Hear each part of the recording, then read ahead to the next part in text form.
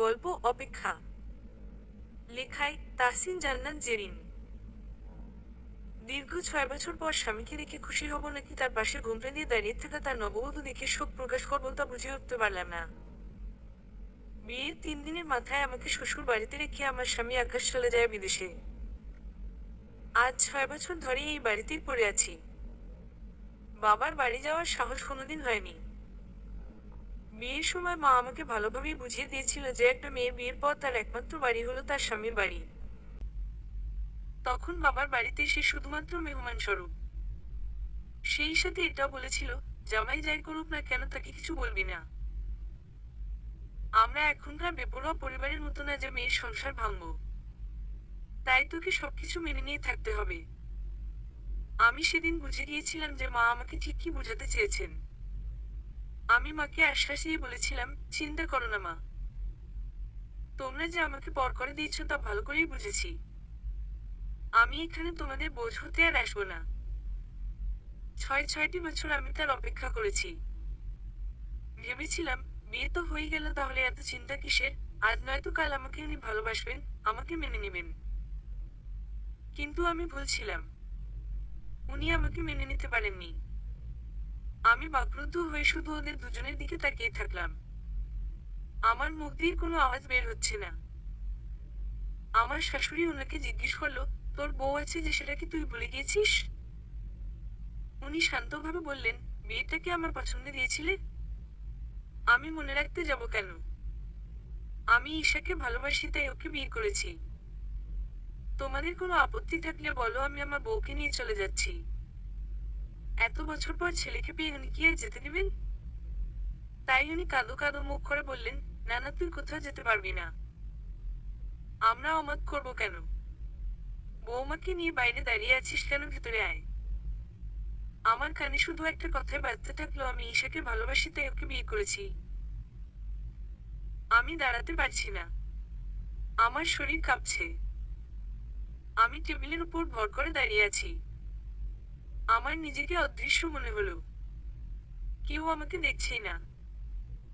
কোনো সান্ত্বনা বাণী দেওয়া তো দূরে, সকলে নতুন বউকে নিয়ে ব্যস্ত হয়ে পড়ল।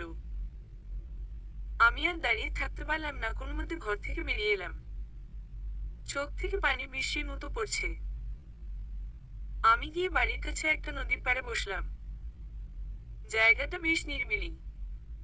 আমি চিৎকার করে কাঁদতে লাগলাম। আমি চিৎকার করে আকাশের দিকে চেয়ে বলছি, কি দোষ ছিল আমার? কেন আমাকে এত শাস্তি দিচ্ছ তুমি? আমার এই চোখের পানি কি এক ফোঁটার মূল্য নেই? আমি কি এতটাই খারাপ যে তুমি এমন শাস্তি দিচ্ছ? বিয়ের পর থেকে প্রতিটা রাত আমি কেঁদেছি। এমন কোনো রাত নেই যখন আমার চোখের পানিতে বালিশ ভিজে নেই। বিয়ের পর নাকি মেয়েদের আসল ঠিকানা তার স্বামী বাড়ি। তুমি তো আমার থেকে সেটাই কেড়ে নিলে। তাহলে এখন আর আমাকে বাঁচিয়ে রেখেছো কেন? আমাকে দুনিয়া থেকে তুলে নাও। আমি আর এই পৃথিবীতে থাকতে চাই না। এই বলে আমি মাটিতে শুয়ে পড়লাম। আমার যে যাওয়ার আর জায়গা নেই। এভাবে কতক্ষণ শুয়েছিলাম জানি না। আমার হুঁশ ফিরল যখন চারদিকে কালো আঁধার নেমে এসেছে। রাতে এখানে থাকা নিরাপদ না। আমি বাড়িতে ফিরে গেলাম। নতুন বউকে পেয়ে আমার কথা বাড়ির সকলে ভুলে গিয়েছে। আমি যে এতক্ষণ বাড়িতে ছিলাম না তার দিকে কারো নজর পড়েনি। যে রুমে আগে আমি থাকতাম এখন সে রুম অন্য কারো দখলে। এখন আর এই বাড়িতে আমার প্রয়োজন নেই। আমি গিয়ে দরজায় টোকা দিলাম। আকাশের স্ত্রী এসে দরজাটা খুলল। আকাশ আর এখন আমার না, তাই আমাদের মধ্যে আর কোনো সম্পর্ক নেই। মেয়েটি আসলেই অনেক সুন্দর। তার সামনে আমি কিছুই না। সে আমার দিকে জিজ্ঞাসা দৃষ্টিতে তাকিয়ে আছে। আমি ইতস্তত করে বললাম, আপনাদের বিরক্ত করার জন্য মাফ করবেন।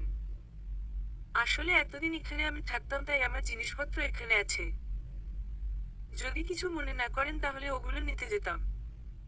সে বলল, ও আচ্ছা, সমস্যা নেই, নিয়ে যেতে পারেন। আমি এদিক ওদিক না তাকিয়ে সোজা আলমারির দরজা খুলে আমার সবকিছু গোছাতে শুরু করলাম। হঠাৎ উনি বলে উঠলেন, ক্ষমা করবেন আমাকে। আসলে আমার মতামতের বিরুদ্ধে আমার পরিবার আমাকে বিয়ে দিয়েছিল। তাই আমি আপনাকে মেনে নিতে পারিনি। আপনি চাইলে এই বাড়িতে থাকতে পারেন, আমার অসুবিধা নেই। আর খুব তাড়াতাড়ি আপনি ডিভোর্স পেপার পেয়ে যাবেন। আমি তার কথা কর্ণপাত করলাম না। সব গোছানো শেষ হলে তার চোখের দিকে তাকিয়ে বললাম, আমাকে দয়া দেখানোর জন্য ধন্যবাদ, কিন্তু আমার দরকার নেই। কথাটি বলে রুম থেকে বেরিয়ে আসলাম। তারপর শাশুড়ি মায়ের কাছে গেলাম। উনি আমাকে দেখে চোরের মতো চোখ এদিক ওদিক করছেন। আমি ওনার পাশে বসলাম। কিছুক্ষণ পর বললাম, মা, এতদিন এই সংসারটাকে নিজের করে দেখেছি, কখনো পর ভাবিনি।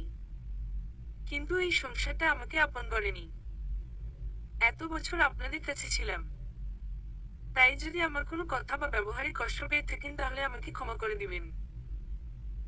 আর একটা অনুরোধ, আজকের রাতটা আমাকে থাকতে দিন। এত রাতে আমি কোথায় যাব? উনি আমাকে বললেন, আচ্ছা, থাকতে পারো। আমি ধন্যবাদ বলে বেরিয়ে আসলাম। আকাশের রুমে পাশের রুমটা অতিথিদের জন্য বরাদ্দ, তাই রাতটা ওখানেই কাটালাম। সারা রাত আমার দুটো চোখ এক মুহূর্তের জন্য বন্ধ করতে পারিনি। আমার স্বামী, যাকে আমি 6 বছর ধরে একটু একটু করে ভালোবেসেছি, সে আজ অন্য একটি মেয়েকে নিজের বাহুডোরে আবদ্ধ করে ভালোবাসার বাণী শোনাচ্ছে। তাকে ভালোবাসি বলে বুকের মাঝে তাকে স্থান দিয়েছে। সারা রাত আমার কেটেছে নির্ঘুম। তাদের স্মৃতিময় রাতের একটি সাক্ষী ছিলাম আমিও। আমার জন্য সেটি ছিল নরকের রাতের সমান। আমার ভাগ্যটা এতটাই খারাপ যে নিজের স্বামীর বাসর রাতে সাক্ষী হতে হয়েছে আমাকে। আমার জীবনের সবচেয়ে খারাপ মুহূর্ত হিসেবে আমারও রাতটি স্মৃতি হিসেবে থাকবে। আমি সকালে উঠে ওয়াশরুমে ফ্রেশ হতে গিয়ে আয়নাতে নজর পড়ল। আমার চোখ রক্তবার মতো লাল হয়ে ফুলে গিয়েছে। আমার মাথার বালিশে যদি জবান দেওয়া হতো তাহলে সে মনে হয় বিরক্ত হয়ে বলতো, আর কাঁদিস না। আমি তো চোখের পানিতে ভিজে গিয়েছি, এবার তো কান্না বন্ধ কর। আমি নিজের এই অবস্থা দেখে নিজের প্রতিই করুণা হচ্ছে। আমি ফ্রেশ হয়ে এসে মাকে একটা কল করলাম। যতই হোক, মা তো আমার। 10 মাস 10 দিন আমাকে তার পেটে রেখেছে। অন্য কেউ না হলেও মা অন্তত আমার কষ্টটা বুঝবে। মা কল রিসিভ করে বিরক্তিমাখা কণ্ঠে জিজ্ঞেস করলো, হ্যালো, কে বলছেন? আমি মায়ের কথা শুনে অবাক চোখে হাতে থাকা ফোনটার দিকে তাকিয়ে রইলাম। মা কি আমার নম্বরটাও ভুলে গেছে? আমার গলা ভার হয়ে এলো। আমি ভেজা গলায় বললাম, মা, আমি হাফসা, তুমি কি আমার নম্বরটাও ভুলে গেছো? মা আমতা আমতা করে বলল, ও তুই, তেমন কোন ব্যাপার না, আসলে আমার বয়স হয়েছে তো তাই মনে থাকে না কিছু। কেন ফোন করেছিস সেটা বল, আমার অনেক কাজ আছে। মা কি আমার সাথে কথা বলতে চায় না? শেষ কবে মায়ের সাথে কথা হয়েছে মনে নেই। আমি মাকে কোনো মতে বললাম, মা, আমার সব শেষ হয়ে গেছে। আকাশ দ্বিতীয় বিয়ে করেছে মা। আমি এখন কি করব, কোথায় যাব? মা আমাকে ধমকের সুরে বলল, কি করবি, কোথায় যাবি মানে? দ্বিতীয় বিয়ে করেছে তো কি হয়েছে, তোকে তো আর বের করে দেয়নি। স্বামীর সংসার করতে গেলে এসব সহ্য করতে হয়। কিছু করার নেই। তুই ভাবিস না, তোকে উস্কানি দিয়ে নিজের কাছে নিয়ে আসবো, একটু মানিয়ে নে, সব ঠিক হয়ে যাবে। আমি চুপচাপ মায়ের সব কথা শুনলাম। আকাশ যে আমাকে ডিভোর্স দিবে সেটা আর বললাম না। শেষ পর্যন্ত নিজের মাও আমাকে পর করে দিল। আমার যে যাওয়ার কোনো জায়গা নেই। আমার কান্না চলে আসলো। পর মুহূর্তে ভাবলাম, যার কেউ নেই তার সৃষ্টিকর্তা আছেন। তিনি যেহেতু আমাকে সৃষ্টি করেছেন তাহলে আমার থাকার ব্যবস্থা তিনি করে দিবেন। এই ভেবে চোখ মুছে উঠে দাঁড়ালাম। চারদিকে ভোরের আলো ফোটার সাথে সাথেই আমি বাড়ি ছেড়ে বেরিয়ে আসলাম। বাড়িতে সবাই আরাম করে ঘুমোচ্ছে। আমি অজানা এক গন্তব্যে হাঁটা দিলাম। শুরু হলো নতুন করে পথ চলা। এই পথ কখন কিভাবে মোড় নেবে জানা নেই। বাড়িটা একটু ব্রুয়াম সাইড এলাকায় হওয়ায় মেইন রোডে আসতে আসতে বেলা হয়ে গিয়েছে। এই 6 বছরে আমার পোশাক ও অন্যান্য খরচার জন্য যা টাকা দিত আমি 1 টাকাও খরচ করিনি। জমিয়েছিলাম আকাশ বাড়ি ফিরলে তাকে এই জমানো টাকা দিয়ে একটা উপহার দিব ভেবে, যা আর বাস্তবে রূপ নিতে পারেনি। টাকাগুলো দিয়ে 2-3 মাস পার করা যাবে। আমি এসব ভেবে রাস্তা পার হচ্ছিলাম, ঠিক তখনই কি জানি আমার হাত টান দিয়ে রাস্তার একপাশে নিয়ে এলো। একটা মেয়েলি কণ্ঠ আমার কানে ভেসে আসলো। মেয়েটি বলছে, আপনি এমন বেপরোয়াভাবে রাস্তায় হাঁটছেন কেন? এখনই তো একটা ট্রাক এসে আপনাকে উড়িয়ে দিত। আমি মেয়েটির কথা শুনে মুচকি হেসে বললাম, আমি বেঁচে থাকতে চাই না। ট্রাকটা যদি সত্যিই আমাকে উড়িয়ে দিত তাহলে অনেক ভালো হতো। মেয়েটি হয়তো আমার থেকে এমন জবাব আশা করেনি। তাই কিছু বুঝতে না পেরে আমার দিকে ডবাডব করে তাকিয়ে রইল। আমি আর বেশি কিছু বললাম না, ধন্যবাদ বলে চলে আসলাম। কিছু দূর যাওয়ার পর মেয়েটি, এই আপু বলে চিৎকার করছে। আমি তার দিকে ঘুরে ভ্রু কুঁচকে দাঁড়িয়ে থাকলাম। মেয়েটা আমার কাছে এসে হাঁপাতে হাঁপাতে বলল, আপনাকে কখন থেকে ডাকছি, আপনি শুনছেনই না। আমি বললাম, আমাকে ডাকার কারণ? মেয়েটি আমাকে উপর থেকে নিচ অব্দি দেখে বলল, আপনি কি বাড়ি ছেড়ে চলে এসেছেন? আমি সন্দেহের চোখে তার দিকে তাকালাম। সে বুঝতে পেরে একটা মুচকি হেসে বলল, আমি একটা এনজিওতে কাজ করি। কয়েক বছর আগে আমিও আপনার মতো বাড়ি ছেড়ে চলে এসেছিলাম। আপনার কথা শুনে তা বুঝতে পারলাম তাই জিজ্ঞাসা করছি। এনজিও নামটি শুনে আমার মনে একটা আশার আলো দেখা দিল। আমি মেয়েটির হাত ধরে অনুরোধের সুরে বললাম, আমাকে এনজিওতে থাকার একটা ব্যবস্থা করে দিবেন? আমার থাকার মতো কোনো জায়গা নেই। প্লিজ আমার অনুরোধটা রাখুন। মেয়েটা আমার হাতের উপর হাত রেখে বলল, চিন্তা করবেন না, আমি আপনাকে আমাদের এনজিওতে নিয়ে যাব। আপনি সেখানে থেকে কাজ শিখতে পারবেন। আমি তার কথা শুনে আল্লাহর কাছে লাখ লাখ শুকরিয়া আদায় করলাম। মেয়েটা বলল, আমার সাথে আসুন। আপনাকে আমাদের ম্যানেজারের সাথে কথা বলে একটা ব্যবস্থা করে দিব। আমি মুচি হেসে ধন্যবাদ জানালাম। মেয়েটার সাথে যাওয়ার পথে আমাদের পরিচয় হয়ে গেল। মেয়েটার নাম তিশা। সে বয়সে আমার মতোই। আমি তাকে জিজ্ঞেস করলাম, আচ্ছা ওখানে কি কাজ করো তুমি? তিশা কথাটি এড়িয়ে যেতে চাচ্ছে। আমাকে যেন বলতে চাচ্ছে না। অন্য একটা প্রসঙ্গ তুলতেই আমি বললাম, তোমাকে আমি কিছু একটা জিজ্ঞাসা করেছিলাম, তুমি সেটার এখনো জবাব দেওনি। তিশা মুখে একটা জোর করে হাসি টেনে বলল, ও সেটা? কাজ তেমন একটা না। আপনি গেলে নিজেই দেখতে পারবেন। এই বলে সে চুপচাপ হয়ে গেল। আমিও আর কিছু বলিনি। যেতে যেতে তিশা একটা ছোট গলির মধ্যে ঢুকলো। আমার এখন কেন জানি ভয় করছে। এতক্ষণ আমরা বড় রাস্তায় ছিলাম তাই অতটা ভয় করেনি। কিন্তু এখন ভয় করছে। জায়গাটা ভালো মনে হচ্ছে না। কথাগুলো পুরুষ আমার দিকে কেমন লোভাতো দৃষ্টিতে তাকিয়ে আছে। আর কতগুলো মেয়ে পুরুষের সাথে চিপা চাপা পোশাকে তাদের উপর কথার কথায় হেসে গড়িয়ে পড়ছে। আমার আর বোঝার বাকি রইল না যে এটা একটা পতিতালয়। এই জন্যই কি তিশা আমাকে তার কাজের কথা বলতে চাইছিল না? আমি সৃষ্টিকর্তার কাছে প্রার্থনা করছি এখান থেকে উদ্ধার করার জন্য। আমি এখান থেকে বের হওয়ার পথ খুঁজছি। আমি সুযোগ বুঝে উল্টা পথে দৌড় লাগালাম। আমি নিজের সর্বোচ্চ দিয়ে দৌড়াচ্ছি। আমাকে এখান থেকে যে করেই হোক বের হতে হবে। আমি পিছনে একটু তাকাতেই সামনে একটা লোকের সাথে ধাক্কা খেলাম। লোকটা বিশ্রী হাসি দিয়ে বলল, কি মামুনি, তোমার রেট কত? দেখতে তো কচি মনে হচ্ছে। আমি আরো বাড়িয়ে দিব, চল আমার সাথে। এই বলে সে শব্দ করে হেসে উঠল। আমার চোখে পানি চলে আসলো। আমি লোকটাকে আমার হাতে থাকা ব্যাগ দিয়ে জড়িয়ে একটা বাড়ি দিয়ে আবার দৌড় লাগালাম। আর পিছনে তাকালে চলবে না। সামনে ছুটে যেতে হবে। আমি দৌড়াতে দৌড়াতে গলিটার বাইরে চলে আসলাম। আমি একটা জায়গায় দাঁড়িয়ে হাঁপাতে লাগলাম। দৌড়ানোর ফলে আমার পেট ব্যথা করছে। আমি আল্লাহর কাছে আবারও শুকরিয়া আদায় করলাম। হঠাৎ একটা লোক আমাকে এক বোতল পানি এগিয়ে দিয়ে বলল, আপনি মনে হয় অনেক ক্লান্ত, পানিটা খেয়ে নিন, ভালো লাগবে। আমি মুখ তুলে লোকটার দিকে তাকালাম। 26 বা 28 বছরের একটা যুবক, চোখে চিকন ফ্রেমের একটা চশমা, চুলগুলো এক সাইডে ভাঁজ করা, মুখে চাপা দাড়ি, এক কথায় সুদর্শন পুরুষ আমার দিকে এক বোতল পানি এগিয়ে দাঁড়িয়ে আছে। আমাকে তার দিকে এভাবে তাকাতে দেখে যুবকটি ভ্রু কুঁচকে বলল, কি হলো নিন।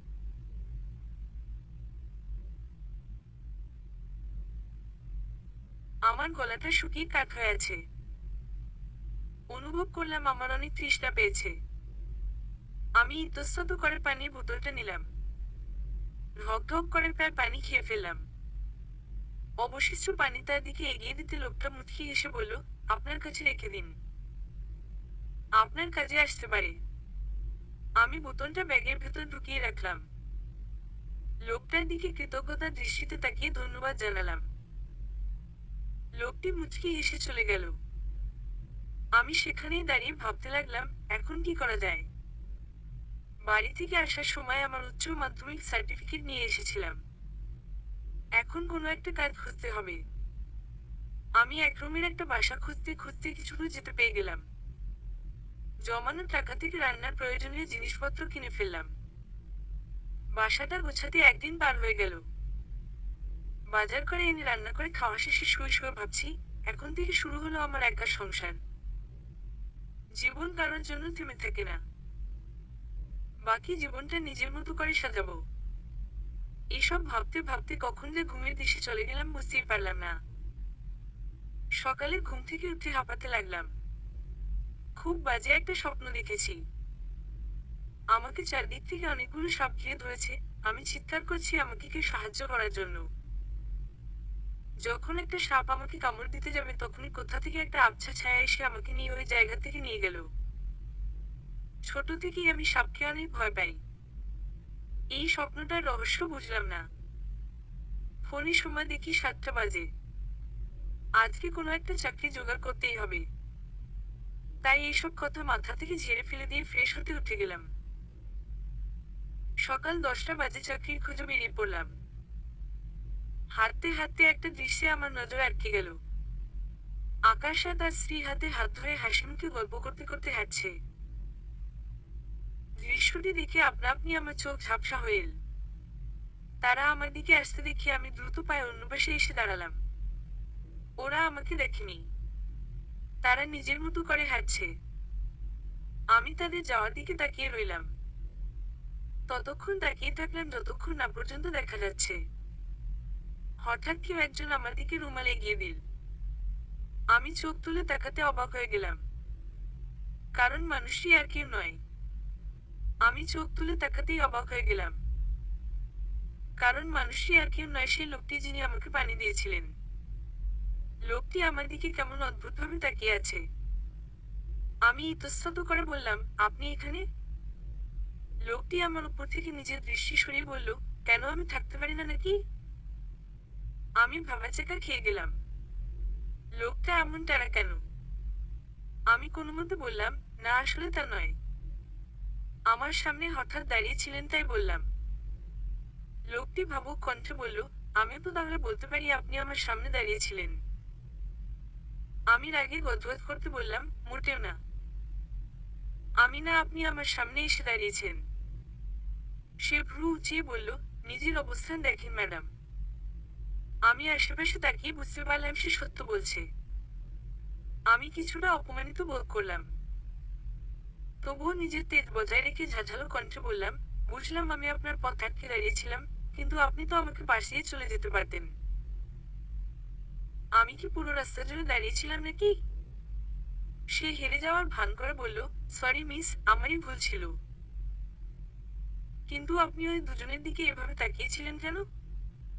আর আপনার চোখে পানি কেন? আপনার চোখে যে পানি মানায় না মিস। আমি তার কথা শুনে থমকে গেলাম। এভাবে প্রশ্ন করছে যেন মনে হয় আমি তার অনেক আপন কেউ। আমি তীক্ষ্ণ দৃষ্টিতে তার দিকে তাকালাম। সে আমাকে এভাবে তাকিয়ে থাকাতে হয়তো আমার মনের কথা বুঝে গেল। তাই একটা মুচকি হাসি দিয়ে বলল, এভাবে কেন তাকিয়ে আছেন? আমার জানার কৌতূহল জেগেছিল তাই বললাম। আপনি বলতে না চাইলে সমস্যা নেই। আমি চাপা কণ্ঠে বললাম, অন্যের ব্যক্তিগত জীবন সম্পর্কে কৌতূহল না থাকাই শ্রেয়। এই বলে আমি দ্রুত পায়ে ওই জায়গা হতে চলে গেলাম। আমাকে এভাবে সময় নষ্ট করলে হবে না। আমার কাছে আর বেশি টাকা অবশিষ্ট নেই। কাজের যে অনেক প্রয়োজন। হাঁটতে হাঁটতে একটা বড় কোম্পানির সামনে এসে দাঁড়ালাম। অফিসটির পাশে বড় করে পোস্টারে গোটা গোটা অক্ষরে লেখা, নিয়োগ বিজ্ঞপ্তি, অর্থাৎ সেখানে মানুষ নিয়োগ দেওয়া হবে। পোস্টারটি দেখে আমার কি যেন খুশি লাগলো। আমি সেখানে দারোয়ান থেকে জিজ্ঞাসা করলাম, চাচা এখানে কি নিয়োগ এখনো চলছে? উনি অভিজ্ঞ দৃষ্টিতে আমাকে একবার পরখ করে বললেন, জি এখনো নিয়োগ চলছে। আপনি কি জব খুঁজতেছেন? আমি মাথা উপর নিচ করে বুঝালাম হ্যাঁ।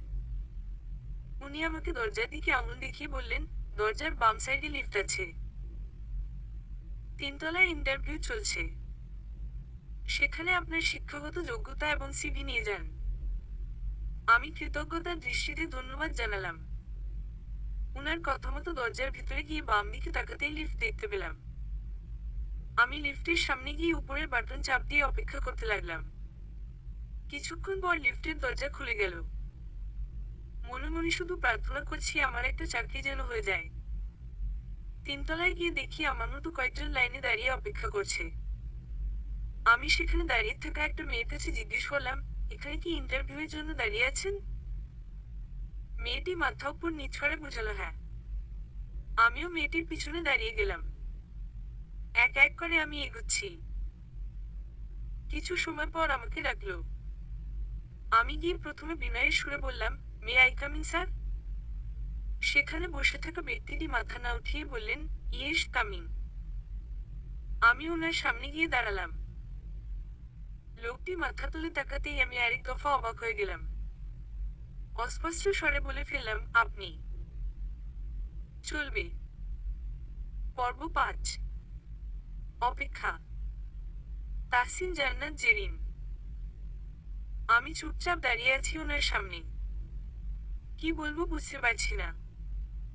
আমাকে চুপচাপ থাকতে দেখে লোকটি মাথা তুলে তাকালো।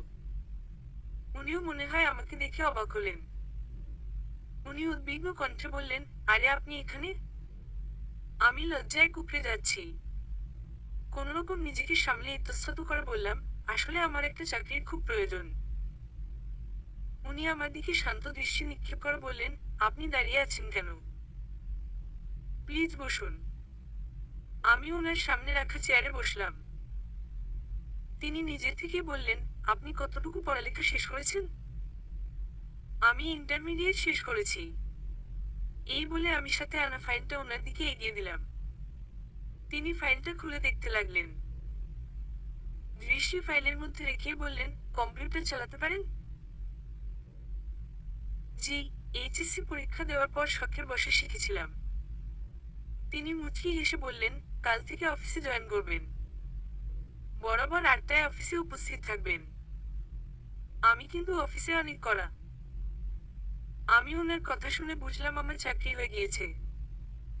আমার মুখে আপনা আপনি হাসির রেখা দেখা দিল। এত তাড়াতাড়ি আমার চাকরি হয়ে যাবে ভাবতেও পারিনি। মনে মনে সৃষ্টিকর্তাকে লাখ লাখ শুকরিয়া জানালাম। আমি খুশি মনে ধন্যবাদ বলে বেরিয়ে পড়লাম। আমি অফিস থেকে চলে আসার সময় দারোয়ান চাচা হাসিমুখে বললেন, আপনার জব কি হয়েছে? আমি মুচকি হেসে মাথা নাড়ালাম। জি চাচা, আমার চাকরি হয়ে গেছে। আমার জন্য দোয়া করবেন চাচা। তিনি আমার মাথায় হাত বুলিয়ে দিতে দিতে বললেন, কমা হামা, দোয়া করি সুখে থাকো। আমি বাজার করে বাসায় চলে আসলাম। আগামীকাল থেকে আমার নতুন দিন শুরু। রান্না করে গোসল সেরে ফেললাম। তারপর খাওয়া শেষ করে ঘুমের রাজ্যে চলে গেলাম। সকালে তাড়াতাড়ি করে তৈরি হয়ে নিলাম। কালকে আমাকে তিনি সুন্দর করে বুঝিয়ে দিয়েছিলেন তিনি অফিস খুব কড়া। আমি সকাল 6:45টায় অফিসের উদ্দেশ্যে রওনা দিলাম। দারোয়ান চাচাকে সালাম দিয়ে অফিসে প্রবেশ করলাম।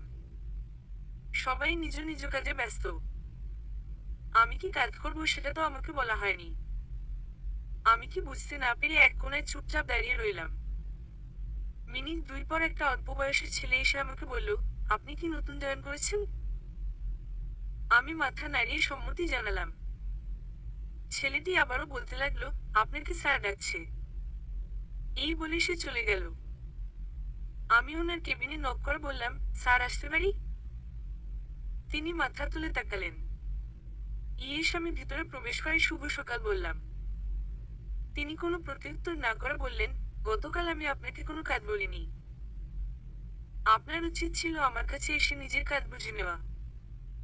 এই বলে তিনি আমার দিকে তাকালেন। আমি মাথা নিচু করে বললাম, সরি স্যার। পরের বার থেকে এমন ভুল আর হবে না। তিনি দৃষ্টি আমার থেকে সরিয়ে ল্যাপটপে রাখলেন। গম্ভীর সুরে পুনরায় বললেন, আপনার কাজ হলো আমার কাছ থেকে জমানো ফাইলগুলো নিয়ে প্রিন্ট আউট করা। এই ফাইলগুলো এখন নিয়ে যান। এই বলে তিনি কয়েকটা ফাইল টেবিলের উপর রাখলেন। আমি ফাইলগুলো নিয়ে আমার জন্য বরাদ্দ টেবিলে গিয়ে বসলাম। উনি এতটা বদলে গেলেন কিভাবে? এর আগে যখন কথা হয়েছিল তিনি তো এমন গম্ভীর ছিলেন না, কিন্তু এখানে সম্পূর্ণ বিপরীত। এসব যখন ভাবছিলাম তখন কেউ একজন আমার ভাবনায় ব্যাঘাত ঘটালো। ছেলে একটা আমার টেবিলের সাথে হেলান দিয়ে বলছে, হ্যালো মিস, তুমি কি এখানে নতুন? আমি ইতস্তত বোধ করলাম। চাপা কণ্ঠে বললাম, জি আমি এখানে নতুন। কিন্তু আপনি কে? ছেলেটা কেমন অদ্ভুতভাবে তাকিয়ে আছে।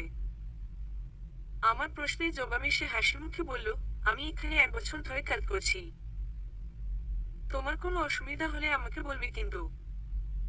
আমি যে কোনো সাহায্য করতে রাজি। আমি ফাইলগুলো চেক করতে করতে বললাম, ঠিক আছে ভাইয়া। ভাইয়া ডাকটা মনে হয় তার সহ্য হলো না। তার মুখের হাসিটা মুহূর্তেই উড়ে গেল। সে অস্পষ্ট স্বরে বলল, ভাইয়া কোন দুঃখী? তার অস্পষ্ট স্বরে বলা কথাটা আমি শুনে ফেললাম। আমি সাধারণভাবেই বললাম, আপনি আমার বয়সে অল্প একটু বড় তাই ভাইয়া বললাম। যদি আপনার পছন্দ না হয় তাহলে চাচা রাখতে পারি। সে আমার কথা শুনে চোখ বড় বড় করে ফেলল। কিঞ্চিত চিৎকার করেই বলল, চাচা। আমি মাথা দুলিয়ে বুঝালাম হ্যাঁ। সে আমতা আমতা করে বলল, আমার নাম হলো আয়মান। তুমি আমার নাম ধরে ডাকতে পারো। আমি কিছু বলার আগেই কেউ একজন ধমকের সুরে বলল, আপনাদের আড্ডা দেওয়ার ইচ্ছা থাকলে রিজাইন দিয়ে চলে যান। আমার আন্ডারে কাজ করতে হলে এইসব পরিচয় পর্ব করতে পারবেন না।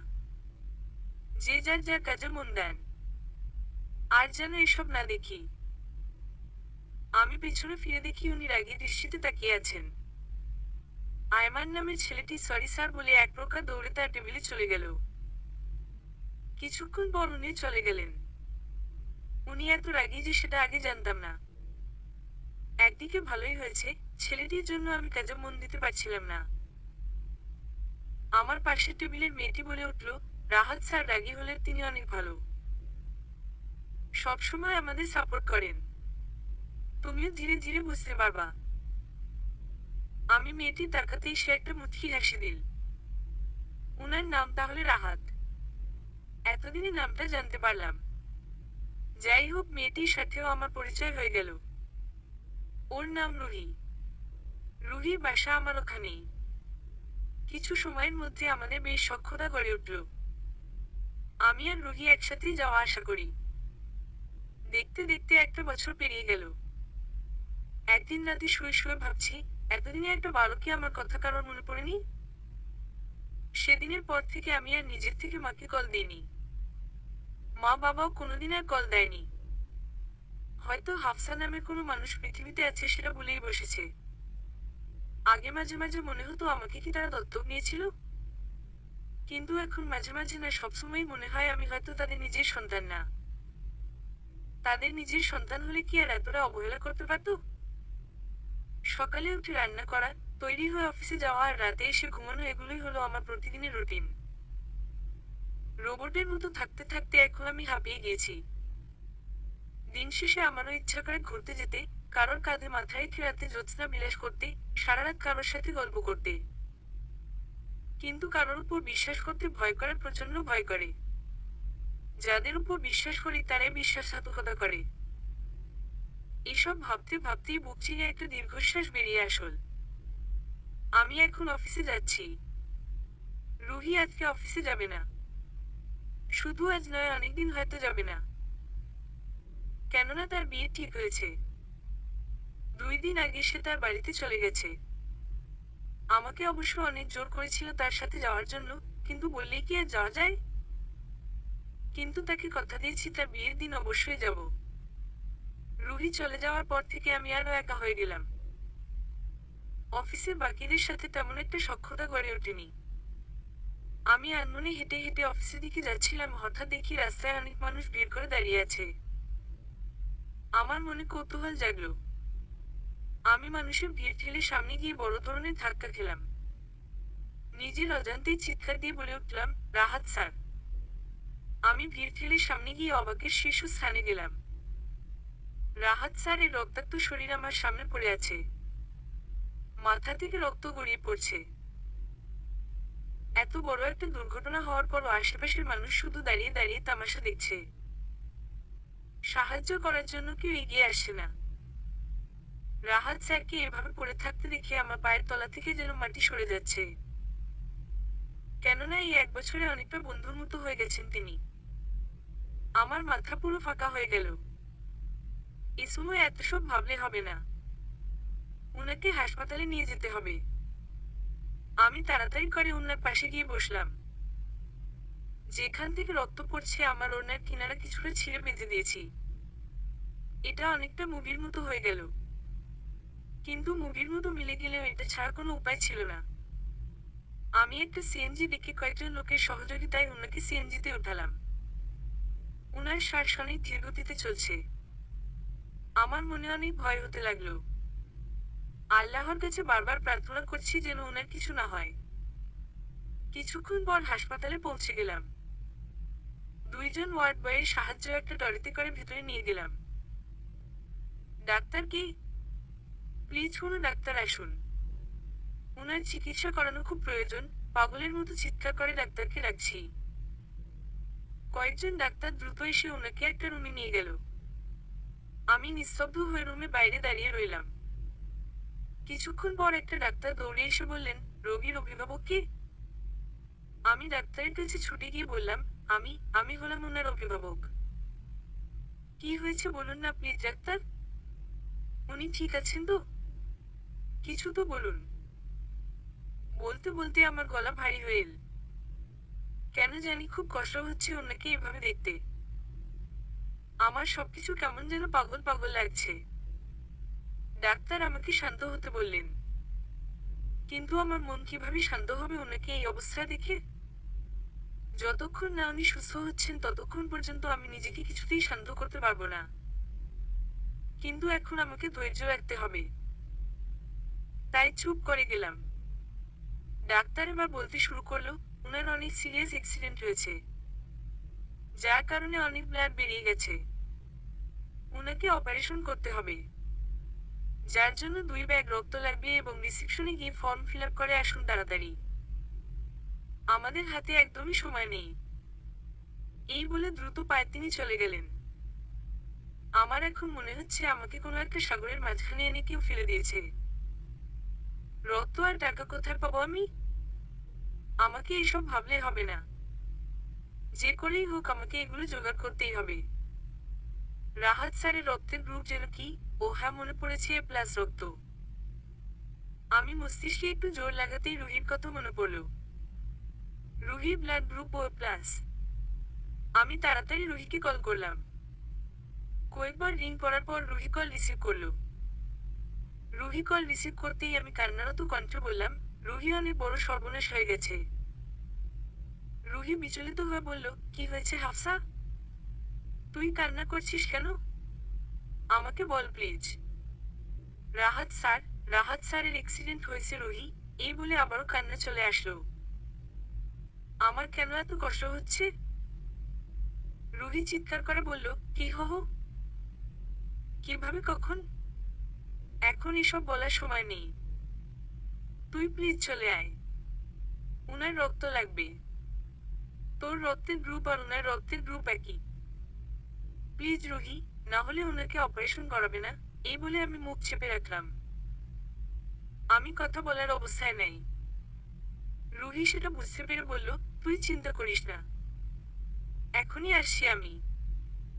এই বলে সে ফোন কেটে দিল। আমি কিছুটা ভরসা পেলাম। তারপর তাড়াতাড়ি করে রিসেপশনে গিয়ে ফর্ম দিতে বললাম। ওখানে থাকা মেয়েটি বলল, ম্যাম, আপনাকে ফর্ম ফিল আপ জমা দিতে হলে 3 লাখ টাকা লাগবে। 3 লাখ টাকার কথা শুনে আমি স্তব্ধ হয়ে গেলাম। এত টাকা আমি কোথায় পাবো? আমার মাথা যেন কাজ করা বন্ধ করে দিল। কিন্তু যত টাকাই হোক আমাকে জোগাড় করতে হবে। যা করার তাড়াতাড়ি করতে হবে। বেশি সময় নষ্ট করা যাবে না। বিয়ের সময় বাবা মা আমাকে যে গহনা দিয়েছিল আমি সেগুলো আমার সাথে নিয়ে এসেছিলাম। আমি জানতাম একসময় এই গহনাগুলো কাজে আসবে। আমি দ্রুত ঘরে গিয়ে সেই গয়নাগুলো নিলাম। তারপর স্বর্ণালংকারের দোকানে সব বিক্রি করে দিলাম। সব গহনা বিক্রি করে 4 লক্ষ টাকা আমাকে দিল। আমি দ্রুত হসপিটালে এসে 3 লাখ টাকা রিসিপশনে জমা দিলাম। এতক্ষণে রুহিও চলে এসেছে। তাকে নিয়ে ডাক্তারের কাছে গিয়ে রক্ত দিতে গেলাম। রক্ত দেওয়া শেষ হলে অপারেশন করানো শুরু হলো। আমি শুধু আল্লাহর কাছে ওনার সুস্থতা কামনা করছি। রুহি আমাকে সান্ত্বনা দিয়ে বলল, চিন্তা করিস না হাফসা, স্যার সুস্থ হয়ে যাবেন। আর তুই কি ওনার পরিবারের কাউকে খবর দিয়েছিলি? এতক্ষণ পর ওর কথা শুনে আমার টনক নড়ল। আমি তো কাউকেই বলিনি। আর তাছাড়া এত খবর দেওয়ার সময়ও তো ছিল না। দ্রুত ওনাকে অপারেশন করতে হতো। এসব আর মাথায় আসেনি। আমি রুহিকে বললাম, এত কিছু তো আমার মাথায় ছিল না। তাছাড়া ওনার পরিবারের কারোর নম্বর তো নেই আমার কাছে। স্যারের ফোন হয়তো রাস্তাতেই পড়ে আছে। রুহি আমার অবস্থা বুঝতে পেরে বলল, আচ্ছা তুই এত ভাবিস না। স্যারের বোনের সাথে আমার যোগাযোগ ছিল। ওর নম্বরটা আছে আমার কাছে। আমি ফোন করে জানিয়ে দিচ্ছি। এই বলে সে কোথায় যেন চলে গেল। আর আমি অপারেশন থিয়েটারের সামনে দাঁড়িয়ে থাকলাম। রুহি কিছুক্ষণ পর এসে বলল, আমি কল করে জানিয়েছি। ওরা কিছুক্ষণের মধ্যেই এখানে পৌঁছে যাবে। আর এখন আমাকে যেতে হবে রে।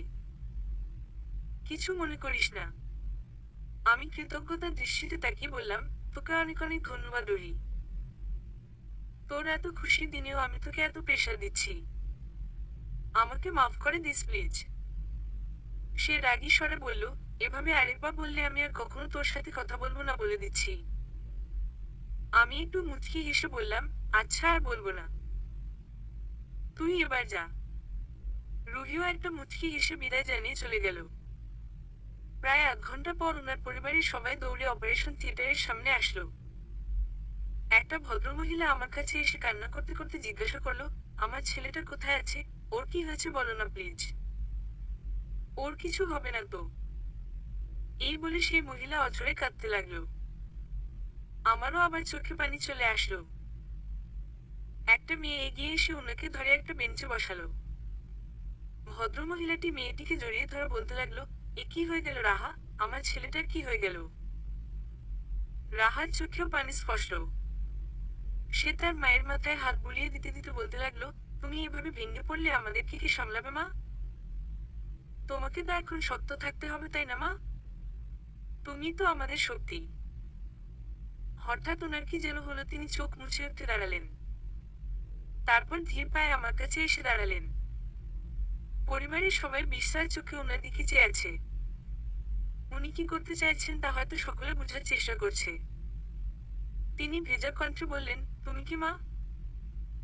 মা সম্বোধনটা শুনে আমি আর নিজেকে আটকে রাখতে পারলাম না। আমার মা কখনো আমাকে এত মায়া করে ডাকেনি। শব্দ করে কেঁদে ফেললাম। উনারা হতবাক হয়ে আমার দিকে তাকিয়ে রইলেন। আমি চোখ মুছে বললাম, আপনারা কিছু মনে করবেন না। আমাকে কেউ মা বলে আগে ডাকেনি, তাই একটু আবেগী হয়ে গিয়েছিলাম। আমি রাহাত স্যারের অফিসে কাজ করি 1 বছর ধরে। আজকে অফিসে যাওয়ার পথে দেখি উনি রাস্তায় রক্তাক্ত অবস্থায় পড়ে আছেন। আমি কোনোভাবে ওনাকে হাসপাতালে নিয়ে আসি। কেউ কিছু বলার আগে অপারেশন থিয়েটার থেকে ডাক্তার বেরিয়ে আসলেন। সবাই ওনাকে ঘিরে ফেলল। সকলে একটার পর একটা প্রশ্ন করেই যাচ্ছে। তিনি সকলকে থামিয়ে দিয়ে বললেন, দেখুন আপনারা সবাই শান্ত হন। আমরা আমাদের সর্বোচ্চ চেষ্টা করেছি। এখন 48 ঘন্টার মধ্যে ওনার জ্ঞান না আসা পর্যন্ত আমরা কিছু বলতে পারছি না। আপনারা সৃষ্টিকর্তার কাছে দোয়া করুন। একমাত্র তিনিই পারেন সব ঠিক করতে। এই বলে তিনি চলে গেলেন। আমি এক কোণে দাঁড়িয়ে আছি। আর ওনার পরিবারের কয়েকজন ডাক্তারের পিছনে পিছনে গেলেন আর বাকিরা নীরবে কান্না করছে। স্যারের মা আমার পাশে এসে দাঁড়ালেন। আমার হাত দুটো ওনার হাতে নিয়ে করুণ সুরে বলতে লাগলেন, তোমাকে কিভাবে ধন্যবাদ দিব জানা নেই। তুমি যে আমাকে রক্ষা করেছো বলে বোঝাতে পারবো না। তোমার এই ঋণ কখনো ভুলবো না। এই বলে তিনি কাঁদতে লাগলেন। আমার ওনার দিকে তাকিয়ে খুব মায়া হলো। মায়েরা বুঝি এমনি হয়? তাহলে আমার মা এমন কেন? আমি কেন এমন ভালোবাসা পেলাম না? এসব ভাবতেই আমার চোখ ঝাপসা হয়ে উঠল। আমি ওনার চোখের পানি মুছে দিয়ে বললাম, এভাবে বলবেন না আন্টি। মানুষও মানুষের জন্যই। ধন্যবাদ আমাকে নয়, উপরওয়ালাকে দিন। তখন ওই রাস্তা দিয়ে না গেলে আমি কি আর ওনাকে দেখতাম? এখন আপনাদের শক্ত থাকতে হবে। একমাত্র আল্লাহ পারেন ওনাকে সুস্থ করে দিতে। উনি একটা মুচকি হাসি দিয়ে আমাকে জড়িয়ে ধরলেন। আমার জীবনে এমন ভালোবাসা আর পাইনি। আমিও ওনাকে আবেগে জড়িয়ে ধরলাম। রাহাত স্যারের জ্ঞান ফিরেছে 2 দিন পর। এই 2 দিন আমি হসপিটালেই ছিলাম। কেন জানি ওনাকে দেখা ছাড়া আমার ফিরে যেতে ইচ্ছা করছিল না। ওনার পরিবারের সবাই আমাকে বলেছিল বাসায় গিয়ে রেস্ট করতে, কিন্তু আমার মন কিছুতেই সায় দিচ্ছিল না। তাই চলে যেতে পারিনি। কিন্তু এই 2 দিনে স্যারের মায়ের সাথে আর ওনার বোন মানে রাহার সাথে আমার বেশ সখ্যতা গড়ে উঠেছে। তাই আর তেমন একটা অসুবিধা হয়নি। যখন ওনার জ্ঞান ফিরেছে তখন এতটা খুশি হয়েছিলাম যে আমার চোখে পানি চলে এসেছিল। কিন্তু তা কারোর নজরে আসার পূর্বেই আমি লুকিয়ে মুছে নিলাম। ওনার হুঁশ আসার কথা শুনে সবাই ওনার কাছে চলে গেলেও আমি দরজার সামনে দাঁড়িয়ে থাকলাম। কেন যেন সাহস হলো না ওনার সামনে যাওয়ার। আমি বাহির থেকে দেখেই আমার মনটাকে শান্ত করলাম। কিছুক্ষণ পর আমি নিঃশব্দে হসপিটাল থেকে চলে আসলাম। ওনাকে দেখে আমার অভিমান হচ্ছে অনেক। উনি কি সাবধানে হাঁটতে পারেন না? আল্লাহ মানুষকে চোখ দুটো কেন দিয়েছেন? দেখে চলার জন্যই তো নাকি?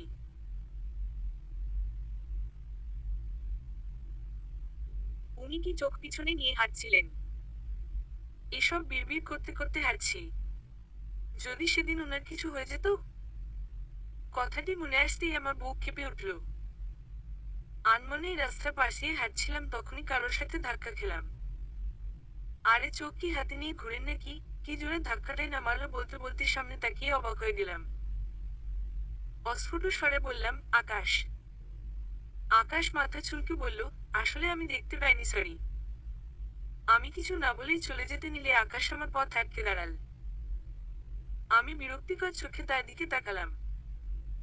সে একটা মিকি হাসি দিয়ে বলল, বিরক্ত করার জন্য সরি। আসলে আপনি সকাল সকাল কাউকে না বলে চলে এসেছিলেন, তাই আপনার কাছ থেকে ভালোভাবে ক্ষমা চাইতে পারিনি। আর আপনার দেনমোহরটাও পরিশোধ করতে পারিনি। আপনি যে এত তাড়াতাড়ি চলে যাবেন তা অনুমান করতে পারিনি। তাই আমি তার কথা থামিয়ে দিয়ে একটা তাচ্ছিল্যের হাসি দিয়ে বললাম, আপনার দেনমোহর আমি মাফ করে দিয়েছি। আর আমি ডিভোর্স পেপার অনেক আগেই তৈরি করে রেখেছি, শুধুমাত্র ব্যস্ততার কারণে আপনার কাছে পৌঁছে দিতে পারিনি। চিন্তিত হওয়ার কিছু নেই, কিছুদিনের মাঝে আপনার কাছে পৌঁছে যাবে। আমি সই করে দিয়েছি, আপনিও সইটা করে কোর্টে পাঠিয়ে দিন। এই বলে আমি চলে যেতে নিয়ে পিছু ফিরে তার সামনে গিয়ে দাঁড়ালাম। একটা মুচকি হাসি দিয়ে বললাম, আপনাকে ধন্যবাদ আমাকে আমার মতো করে বাঁচতে যাওয়ার সুযোগ করে দেওয়ার জন্য। তারপর আর সেখানে দাঁড়ালাম না। দ্রুত পায়ে হাঁটা লাগালাম। আমার খারাপ লাগছে না, কিন্তু একসময় আকাশ নামের এই ছেলেটাকে মনোপ্রাণী স্বামী হিসেবে মেনে নিয়েছিলাম। আমি ভুল যাওয়ার যতই চেষ্টা করি না কেন, স্মৃতি থেকে তো আর মুছে ফেলা সম্ভব নয়। দীর্ঘ 6 বছরের সংসারটাকে তো আর চাইলেই জীবন থেকে সরিয়ে ফেলা যায় না। সেই সংসার না করলেও আমি তো করেছি। 1 বছর পর সেই মুখটা আবারও আমার চোখের সামনে আসার কারণে আগের স্মৃতিগুলো আমার চোখে ভেসে উঠল। সাথে বুক চিরে বেরিয়ে আসলো একটা দীর্ঘশ্বাস। আমি বাসায় এসে বিছানায় ঠাস করে শুয়ে পড়লাম। শরীরে যেন আর বিন্দুমাত্র শক্তি অবশিষ্ট নেই। গত 3 দিন ওনার দুশ্চিন্তায় চোখের পাতা একবারের জন্য এক করতে পারিনি। বিছানায় গাটা এলিয়ে দিতেই চোখ দুটো বন্ধ হয়ে আসলো। সকালে উঠে তাড়াতাড়ি তৈরি হয়ে অফিসে গেলাম। 3 দিন ধরে অফিসে যাই না। অফিসে পৌঁছে চেয়ারে একটু হেলান দিয়ে বসতেই আয়মান নামের ছেলেটি আমার সামনে হাজির হলো। আমি ভ্রু কুঁচকে তাকাতেই সে বলে উঠল, এতদিন কোথায় ছিলে? অফিসে আসোনি কেন? জানো কত টেনশন হচ্ছিল আমার? আমি তাকে থামিয়ে দিয়ে বললাম, আমার জন্য এত চিন্তা করার জন্য ধন্যবাদ। কিন্তু আমার জন্য আপনার এত টেনশন করতে হবে না ভাইয়া। নিজের চিন্তা করুন। আমার কথা শুনে তার মুখটা মলিন হয়ে গেল। আর কিছু না বলে সে তার নিজের স্থানে চলে গেল। আমার কিছুটা খারাপ লাগলো। আমি কি বেশি রুড বিহেভ করে ফেলছি? তিনি তো আর খারাপ কিছু বলেননি। কলিগ হিসেবে জিজ্ঞাসা করতেই পারেন। আমার লজ্জিত অনুভূতি হলো। ঠিক করলাম যাওয়ার সময় ক্ষমা চেয়ে নিব। অফিস ছুটি হওয়ার সাথে সাথে আমি আয়মানের কাছে গেলাম। আয়মান আমাকে এড়িয়ে যেতে নিলে আমি তার সামনে গিয়ে দাঁড়ালাম। সে ভ্রু কুঁচকিয়ে আমার দিকে তাকিয়ে রইল। আমি ইতস্তত করে বললাম, আমার তখন ওভাবে বলা উচিত হয়নি। অফিসের কলিগ হিসেবে জিজ্ঞাসা করতেই পারেন, কিন্তু তখন আসলে খুব ক্লান্ত ছিলাম তাই রুড বিহেভ করে ফেলেছি। আমাকে ছোট বোন হিসেবে ক্ষমা করে দিন। আয়মান সুন্দর একটা হাসি দিয়ে বলল, ক্ষমা করতে পারি কিন্তু ছোট বোন হিসেবে নয়, বন্ধু হিসেবে। আমার একটা ছোট বোন আছে। তার ভাগ কাউকে দিতে পারবো না। আমি একটা মুচকি হাসি দিয়ে বললাম, ঠিক আছে রাজি। তারপর এভাবে কয়েকটা দিন চলে গেল। এর মধ্যে আকাশকে ডিভোর্স পেপার পাঠিয়ে দিয়েছি। আমি এবার পরিপূর্ণভাবে মুক্ত। রাহার সাথে আমার প্রতিদিন কথা হয়। সেদিন তাদের না বলেই চলে আসার জন্য অনেক ঝাড়ি খেয়েছি। শুধু একবার না, কয়েক দফা ঝাড়ি মেরেছে মা মেয়ে মিলে। রাহার মা অর্থাৎ রাহেলা বেগম আমাকে ওনার নিজের মেয়ের মতো শাসন করে আবার ভালোবাসে। আমি মাঝে মাঝে খুব অবাক হই, এমন মানুষও কি পৃথিবীতে আছে? যেখানে নিজের মায়ের ভালোবাসে না, সেখানে ওনার ছেলের একজন কর্মচারী হয়ে তিনি মায়ের ভালোবাসা দেন। রাহার কাছ থেকে স্যারের প্রতিদিন খোঁজ নেওয়া যেন এই কয়েকদিনের রুটিন হয়ে গেছে। আমার এমন উৎকণ্ঠা দেখে রাহা একবার জিজ্ঞেস করে ফেলেছিল, হাফসা আপু ডাল মে কুছ খালা তো নেই হে? আমি তখন কি বলবো বুঝতেছিলাম না। আমি কিছু না বলেই কল কেটে দিয়েছিলাম। এর উত্তর আমার নিজের কাছে নেই। আমি নিজেকেই প্রশ্ন করি, এসব আমি কেন করছি? উনি তো আমার কেউ নন। তখন আবার আমার মন প্রশ্ন করে, আসলেই কেউ নওনি? আমি আর কিছু ভাবতে পারি না। কি হচ্ছে আমার সাথে? আমি কিছু জানি না, কিচ্ছু না। রাহাত স্যারের অনুপস্থিতি ওনার বাবা অফিসটা নিয়ন্ত্রণ করছেন। সবার মুখে শুনেছি এই অফিসটা রাহাত স্যারের বাবা বানিয়েছিলেন। উনার নাম আজমল হাসান। তার প্রতিটি কষ্টের বিন্দু কণা এই ভবনের সাথে মিশে আছে। উনার এখন 20 বয়স হয়েছে। উনার 2 ছেলে 1 মেয়ে। বড় ছেলে আহসান হাসান বিয়ে করে বিদেশে পাড়ি জমিয়েছে, আর ছোট ছেলে রাহাত শাহ আরদ এখনো বিয়ে করেনি। তার নামটা বাবা ভাইয়ের সাথে মিল করে রাখেনি রাহেলা বেগম। বড় ছেলের নাম আজমল সাহেব এবং ছোট ছেলে এবং মেয়ের নাম লিখেছেন রাহেলা বেগম। রাহাত স্যার পড়াশোনা শেষ করে এখানে নিজের বাবার ব্যবসা দেখাশোনা করে। আর সবার ছোট মেয়ে আসফিয়া আবছা রাহা এখনো পড়ালেখা করছে। এইবার এইচএসসি পরীক্ষার্থী। রাহাত স্যার যতদিন না সুস্থ হচ্ছেন ততদিন আজমল সাহেব ব্যবসা দেখাশোনা করবেন। আজ 1 মাস হলো স্যার অফিসে আসেন না। উনাকে নিজের চোখের সামনে দেখি না কতদিন। উনাকে একটাবার দেখার আশায় আমার মন ব্যাকুল হয়ে আছে। কিন্তু আমার এই আশা যে নিষিদ্ধ আশা ছাড়া আর কিছুই না। কিন্তু মন কি আর সেটা বোঝে? আমি জানি আমার আশা কখনোই পূর্ণ হবে না। উনি আমার বস আর আমি একজন সামান্য কর্মচারী। তাছাড়া আমি একজন ডিভোর্সি। সব জিনিস যে পেতে হবে তা তো নয়। আমি রাহার মতো একজন বোন পেয়েছি, রাহেলা বেগমের মতো একজন মা পেয়েছি। এতটুকুই যথেষ্ট আমার জন্য। উনাকে দেখেই না হয় আমার চোখের তৃষ্ণা মেটাবো। আর কিছুই চাই না আমি। এভাবে কাটিয়ে দিব আমার বাকিটা জীবন। পুরো 1 মাস পর একজনের দেখা মিলবে তা কল্পনাও করিনি। আমি আয়মানের সাথে অল্প একটু গল্প করছিলাম। মাঝে মাঝে কাজ করতে করতে হাঁপিয়ে উঠি। তখন তিনি আমার সঙ্গ দেন। কিছুটা গল্প করে আমার সময়টা ভালো করে দেন। তিনি মানুষরা বেশ রসিক। মুহূর্তেই যে কারোর মন ভালো করে দিতে পারেন। মানুষ হিসেবে তিনি খুব ভালো। সপ্তাহখানেক আগে রুহি ফিরে এসেছে। আমার খুশি আর দেখে কি।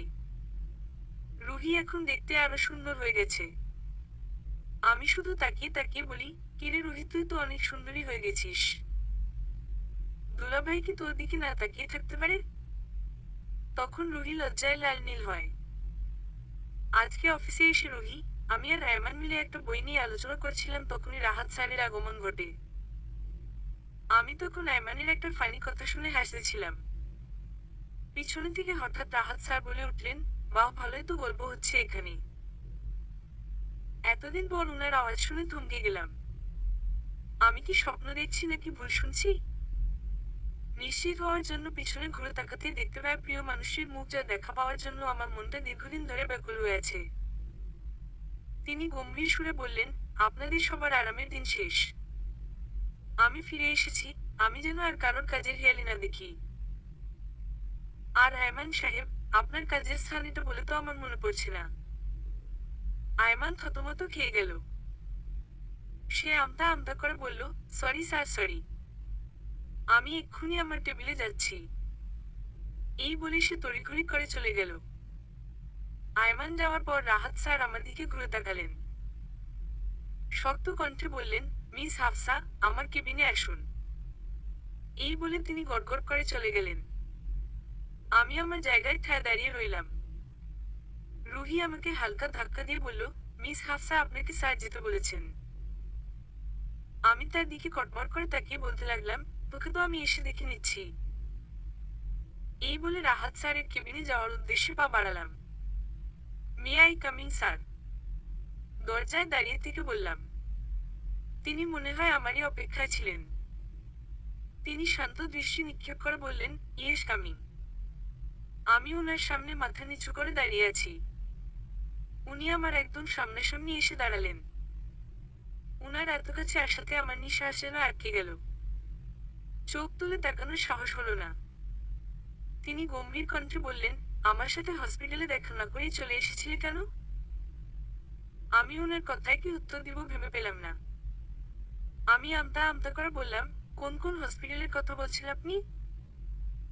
তিনি একটা মুচকি হাসি দিয়ে বললেন, আমাকে মিথ্যে বলে পালাতে পারবে না হাফসা। আমি সবকিছুই জানি। তুমি আমার জন্য কি কি করেছি সবকিছু। এমনটা কেন করলে হাফসা? কেন এত কিছু করলে? বলো। আমি কিভাবে বলবো এসব আপনার জন্য নয়, নিজে ভালো থাকার জন্য করেছি। আপনাকে ছাড়া যে আমি ভালো থাকতে পারবো না।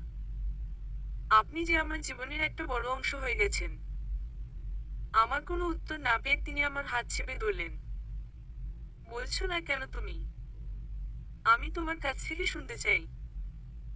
আমি চোখ অন্যদিকে ঘুরিয়ে নিয়ে বললাম, কি শুনতে চান আমার থেকে আপনি? তিনি আরো শক্ত করে হাত চেপে ধরে বললেন, আমি জানি হাফসা, তুমি আমাকে। আমি তোমার মুখ থেকে শুনতে চাই, প্লিজ একটাবার বলো। আমি ব্যথায় কুকরিয়েও বলে উঠলাম। আমার আওয়াজ শুনে তিনি দ্রুত আমাকে ছেড়ে দিলেন। আমি চিৎকার করে বললাম, আপনি যা শুনতে চান তা কখনোই সম্ভব নয় মিস্টার রাহাত। আমি আপনার অফিসের একজন সামান্য কর্মচারী আর আপনি অফিসে বসো। তাছাড়া আমি একজন ডিভোর্সি। আপনার পরিবার আমাকে মেনে নিবে না। আমি ওনাদের বিশ্বাস ভাঙতে পারবো না। এই বলে আমি আমার টেবিলে চলে আসলাম। রুহি আমাকে জিজ্ঞাসা করলো, কিরে হাফসা, তোকে এমন দেখাচ্ছে কেন? কিছু হয়েছে? আমি হাসার চেষ্টা করলাম। না রে, কিছু হয়নি। এমনি ভালো লাগছে না। তুই চিন্তা করিস না তো।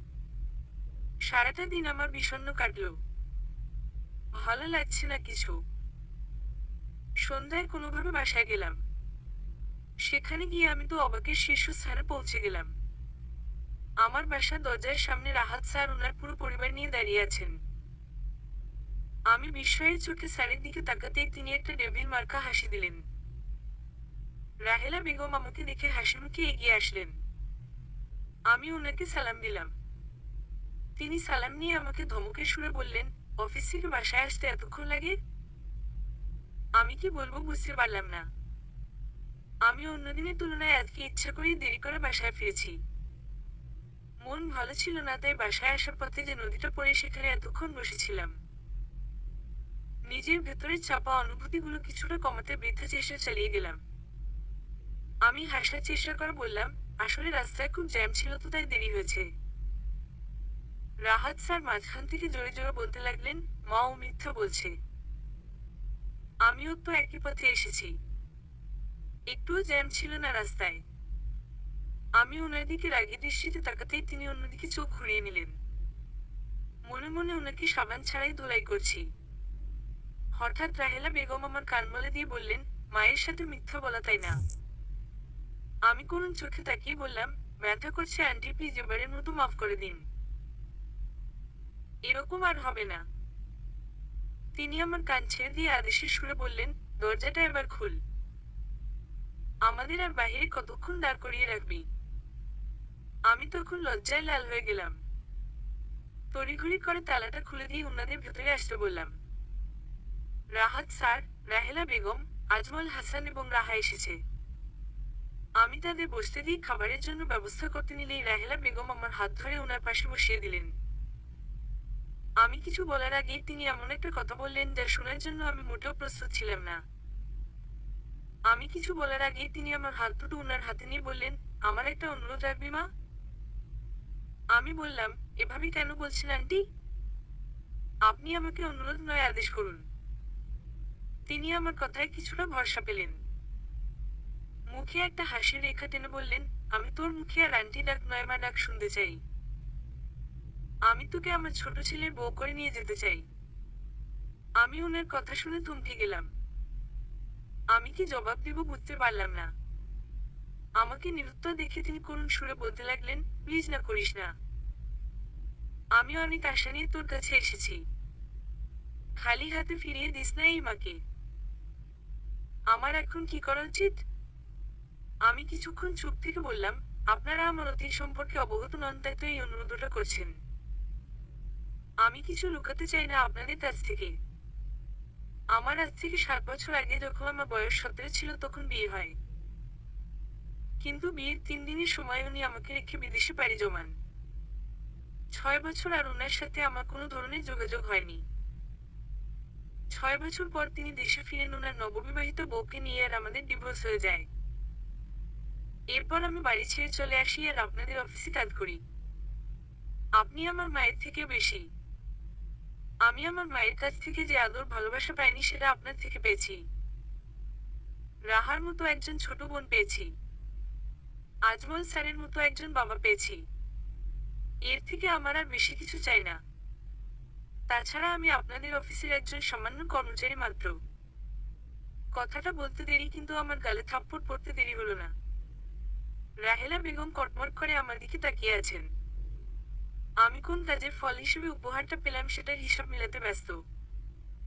তিনি শক্ত কণ্ঠে বলা শুরু করলেন, তোকে কখনো নিচু করে দেখেছি আমরা? সবসময় তোকে আমাদের পরিবারের সদস্যের মতো দেখেছি, ভালোবাসেছি। আর তুই কি না? আসলে আমারই ভুল, তুই আমাদের কখনো আপনি ভাবিসনি। না হলে আজ এই কথাটা বলতে পারতি না। রাহাত, রাহা চল আমরা ফিরে যাই। আমি ওনার হাত ধরে কোন চোখে তাকিয়ে বলতে লাগলাম, প্লিজ আমাকে ভুল বুঝো না। আমি ওভাবে বলিনি। তোমরাই তো আমার আপন। আর কি আছে আমার বলো? রাহেলা বেগম অন্যদিকে তাকিয়ে বললেন, সেটাই যদি হতো তাহলে কি আর আমাকে খালি হাতে ফিরে যেতে হতো? আমি এখন কি করব? আর কোনো উপায় না পেয়ে বললাম, আমি রাজি। আমার কথা শুনে সকলের মুখে অন্যরকমের একটা খুশি দেখা গেল। আজমল সাহেব এতক্ষণ ওনার বউয়ের কান্না দেখছিলেন চুপচাপ। শেষমেশ আমাকে রাজি করাতে পেরে ওনার মুখেও হাসি রেখা দেখা দিল। এবার তিনি নীরবতা ভেঙে বললেন, আলহামদুলিল্লাহ, তাহলে এবার আমার ছোট ছেলে তার মনের মানুষ পেয়ে গেল। ওনার কথা শুনে আমি রাহাত স্যারের দিকে তাকালাম। রাহাত স্যার ওনার বাবার দিকে অসহায়ের মতো তাকিয়ে আছেন। ওনার বাবা যে ওনার পোল খুলে দিলেন। তারপর আমার দিকে আর চোখে তাকিয়ে একটা শুকনো কাশি দিয়ে মুখ লুকাতে লাগলেন। আর সেটা দেখে রাহা শব্দ করেই হেসে ফেলল। রাহেলা বেগম স্যারকে বললেন, এভাবে গাধার মতো দাঁড়িয়ে না থেকে মিষ্টি নিয়ে আসো। স্যার মনে হয় এই সুযোগটাই খুঁজছিলেন। রাহেলা বেগমের বলার সাথে সাথেই বাসা থেকে বেরিয়ে গেলেন। উনি যাওয়ার পর উনি আমার মাথায় হাত বুলিয়ে দিতে দিতে বললেন, এখন থেকে আর তোকে কাজে যেতে হবে না। বড় বউয়ের সাথে তো তেমন একটা কথা হলো না। বউ শাশুড়ি মিলে গল্পটাও করতে পারলাম না। আমার অনেক ইচ্ছা বউয়ের রূপে একটা মেয়ে আনবো আমার ঘরে। তারপর বউ শাশুড়ি মিলে সারাদিন গল্প করব। তোকে কিন্তু আর কোথাও যেতে দিচ্ছি না। আমার কাছেই থাকবি বলে দিলাম। রাহা মুখ ফুলিয়ে বলতে লাগলো, বিয়ের আগে তো তোমরা আমাকে পর করে দিলে, বিয়ের পর তো আমাকেই ভুলে যাবা। রাহেলা বেগম রাহার মাথায় হালকা করে একটা চাটি মেরে বললেন, তোকে কেমনে ভুলবো রে, তুই তো হলি আমার কলিজার টুকরা। এরপর মামিয়ে মিলে হাসতে লাগলো। আর আমি তো মুগ্ধ নয়নে তাকিয়ে দেখতে লাগলাম। সেদিনের 15 দিনের মধ্যে আমাদের বিয়ে হয়ে গেল। বেশ বড় করে না হলেও মোটামুটি আয়োজন করে হয়েছে বিয়েটা। রুহি, আয়মান সহ অফিসের সকলেই এসেছে বিয়েতে। রুহি আমাকে খোঁচা দিতে ভুলল না। বিয়ের দিন আমার কানে এসে ফিসফিস করে বলল, তোকে তো আমার থেকে অনেক সুন্দর লাগছে রে হাফসা। দেখবি স্যার তোর থেকে নজর সরাতেই পারবে না। তোকে দেখতে দেখতে যেন আমার বাসনটাই না মিস যায়। আমি চোখ বড় বড় করে রুহির দিকে তাকিয়ে যে না একটা দিব তখনই সবাই বর এসেছে বলে চেঁচাতে লাগলো। রুহি আমাকে একটা চোখ টিপ মেরে দৌড় দিল। আমি বারান্দায় গিয়ে দাঁড়ালাম ওনাকে বর সাজে দেখার আশায়। উনি আমার বারান্দার দিকে আগে থেকে তাকিয়েছিলেন, যার দরুন আমাদের শুভদৃষ্টি হয়ে গেল। উনি আমার দিকে এক নজরে তাকিয়ে আছেন। পাশের থেকে রাহা একটা ধাক্কা দিতেই ওনার হুঁশ ফেল। তারপর রাহার দিকে কটমট দৃষ্টিতে তাকাতেই রাহা তার সবকটা দাঁত দেখিয়ে হাসতে লাগলো। আর ওদের এমন দুষ্টুমি দেখে আমারও হাসি পেল। দেখতে দেখতে আমাদের বিয়েটাও হয়ে গেল। সুখের সময়গুলো এতই তাড়াতাড়ি চলে যায় যে তা বলা মুশকিল। আমাদের সুখের সময়গুলো খুব দ্রুতই অতিক্রম হয়ে গেল। দেখতে দেখতে 3টা বছর পেরিয়ে গেল। আমাদের 1.5 বছরের একটা ছেলে আছে। ওর নাম ওর বাবাই রেখেছে। উনি ছেলের নাম আব্দুল্লাহ হারাফ নাম রেখেছেন। শাশুড়ি মা ওনার কথা রেখেছেন। আমাকে কখনো বাবা মার অভাব বুঝতেই দেননি। মেয়ের মতোই আগলে রেখেছেন। রাহার 1 মাস আগে বিয়ে হয়ে গেছে। রাহার স্বামী একজন ডাক্তার। ওরা সুখী আছে। রুহির থেকে কিছুদিন আগে একটা মেয়ে হয়েছে। নাম হলো কাশফা ইফতেখার। আমি রুহিকে যখন দেখতে গিয়েছিলাম তখন আমার ছেলের সাথে ওর মেয়ের সম্বন্ধটা পাকা করে এসেছি। আমার ছেলে তো ওকে দেখেই খুশিতে নাচতেছিল। আমাদের কথা শুনে ছেলেটা কি বুঝেছি জানি না, কিন্তু কাশফার ছোট্ট ছোট্ট আঙ্গুলগুলো ধরে বলছিল, তাড়াতাড়ি বড় হয়ে যাও, আমাদের বিয়ে করতে হবে তো। তার কথা শুনে আমরা সবাই অবাক হয়ে হাসতে লাগলাম। আরাফ বেশিরভাগ সময় তার দাদু দাদির সাথে কাটায়। অনেক ভালোবাসে যে তাকে। আর রাহাতের কথা বলতে গেলে একটাই কথা বলবো, আমার স্বামী দুনিয়ার বেস্ট স্বামী। এই দুনিয়ায় যেমন খারাপ পুরুষ আছে তেমনি ভালো পুরুষও আছে। আমার এমন একজনের স্ত্রী হতে পেরে নিজেকে সত্যিই ভাগ্যবতী মনে হয়। আজকে রাহাত আর আমি হাঁটতে বেরিয়েছি। মাঝ রাস্তায় আকাশের সাথে দেখা হয়ে যায়। আকাশ আমাকে দেখে আমার সামনে এসে দাঁড়ায়। তারপর মুখে একটা জোরপূর্বক হাসি টেনে বলে, কেমন আছো হাফসা? আমি হাসি মুখে বললাম, অনেক ভালো আছি। আপনি কেমন আছেন? আকাশের মুখের হাসির সাথে সাথে নিভে গেল। বিরস মুখে বলল, আমি ভালো নেই। ঈশা আমাদের প্রথম সন্তান জন্মদানের সময় মারা গেছে। আমি আমার মেয়েকে নিয়েই কোনোরকম আছি। মেয়েটার জন্য আবার বিদেশে ফিরে যেতে পারছি না। যাই হোক, তোমার পাশের ছেলেটা কি? আমি কিছু বলার আগেই রাহাত বলে উঠলেন, জি আমি হাফসার স্বামী, সারা জীবনের সঙ্গী। আকাশ ম্লান একটা হাসি দিয়ে বলল, ওহ, আপনারা মনে হয় কোথাও বেরিয়েছেন। আমি আর বিরক্ত না করি। এই বলে আকাশ চলে গেল। আর উনি আমার হাতটা শক্ত করে ধরে বলতে লাগলেন, আমাদের পথ চলা আরো বাকি। আমাদের এখনো একসাথে বৃদ্ধ হওয়া বাকি। নাতি নাতনির মুখ দেখতে হবে না? আমি ওনার কথা শুনে একটা মুচকি হাসি দিলাম। তারপর দুজনে বেরিয়ে পড়লাম শহরের সন্ধ্যা উপভোগ করতে। সমাপ্ত।